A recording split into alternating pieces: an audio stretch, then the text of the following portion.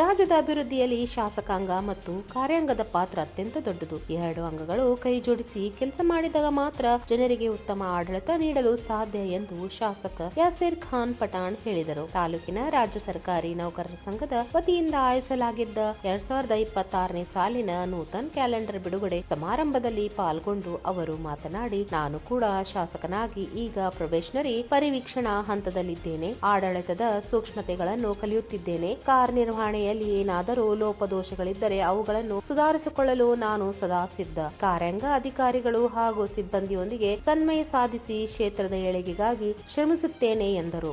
ಈ ಕಾರ್ಯಕ್ರಮದಲ್ಲಿ ತಾಲೂಕು ಸರ್ಕಾರಿ ನೌಕರರ ಸಂಘದ ಅಧ್ಯಕ್ಷ ಅರುಣ್ ಹುಡೇದಗೌಡರ್, ತಹಶೀಲ್ದಾರ್ ಯಲ್ಲಪ್ಪ ಗೊಂಡನವರ್, ಗುಡ್ಡಪ್ಪ ಜಲ್ದಿ, SF ಮಣಿಕಟ್ಟಿ, Annappa Lamani, Manjunath Timmapur, Shabir Maniyar, Ramesh Harijan, Shivayogi ಡೋಟಾಲಿ, Anand Gowda Hiregoudar, Nagappa Lamani, Nagaraj Uppar, Santosh OA, B Srinivas, Hanumanthappa ಕುಕ್ಕೂರ್, EA ಕಾಡಪ್ಗೌಡರ್, Praveen Sagar, SO ಮೊಗಳಿ, Ashok ಇತರರು ಉಪಸ್ಥಿತರಿದ್ದರು. Suresh Eligar, 9 live news, Shiggavi.